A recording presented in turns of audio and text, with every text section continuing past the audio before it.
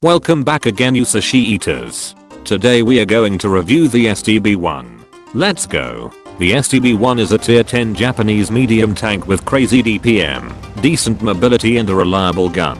It features the second highest DPM after the K91 and allows you to farm your opponents harder than a Japanese farmer farming rice. In general, this tank is quite okay. Many aspects of it are decent, just like Japanese culture. Its mobility allow it to go places early and get itself into good hull down positions. That is also where you want to remain. Do not show your lower hull, as it is made from the same kind of paper you always see in movies, where they throw someone through a wall in a stereotypical Japanese house. Furthermore, your ammo rack is located next to your driver. It is almost like a kamikaze pilot, sitting right next to the explosives. Even when you are desperate, the suicidal tactic rarely works in World of Tanks, so please don't do any World War II reenactments. The 360 alpha on this tank is not very high compared to some of its rivals. Therefore you must be in a position to keep your gun firing as much as possible in order for the damage to stack up.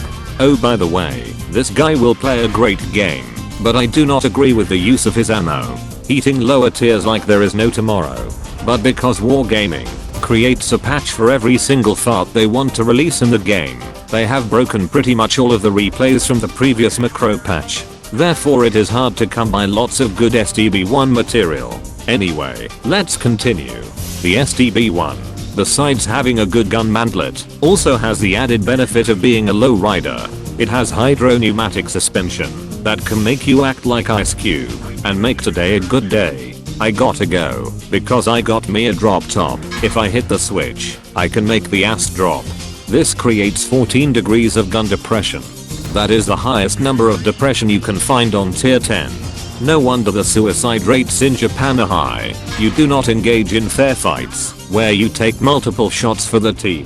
Module health is quite low, and it is easy to take critical hits. Instead you only show yourself when you have something to say and blast away with your DPM. Always use your hull down potential and use your mobility to craft new advantageous angles on the enemy. Your tank is not a sniper. You don't have any APCR and the shell velocity is not too great. Also the accuracy is mediocre. Therefore stick to the mid-range sniping and support role. Remaining hull down does not mean that you must camp. You have already been bombarded with nuclear ordnance twice in recent history, therefore you do not want to be nuked a third time. Artillery will take huge chunks of your health pool. Your tank roof is anywhere between 20 and 60 mm thick and will be easily penetrated. Also mobile nuke dispensers like the T-49 and Sheridan are to be avoided harder than your mother-in-law. You must remain above your opponents as much as possible, since if you are below them, they will penetrate you regardless of having a thick turret mantlet.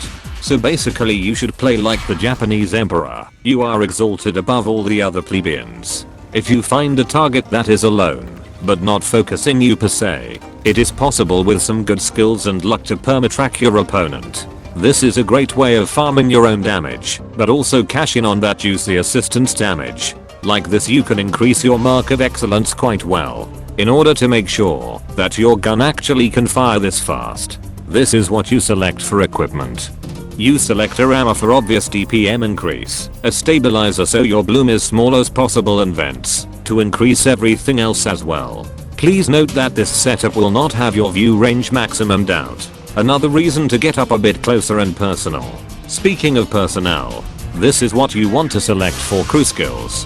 Brothers in arms should have priority in order to boost your major qualifications. If you want to be a true wannabe Unicum you have to make your strengths even stronger. Repairs are next, in order to maintain your mobility as much as possible. Then you want to go for safe stowage and gun improvement skills. If your gun does not work, this tank does not work. If this tank does not work, you do not work. And if you don't work you are unemployed. Boom. Simple as that. In order to ruin the day of a sad jagged panzer driver and torture him to death like a true dominatrix, this is what you select for ammunition. Your DPM only counts if the shots penetrate. Therefore you select a healthy balance in order to maintain flexibility between easy penetrations and harder targets. You select 25 AP, 20 heat rounds and 5 high explosive rounds. Now you know how to be an honorable samurai in the order of the Japanese Empire. This is the correct way. Go out there and spread damage around like you are giving it away for free.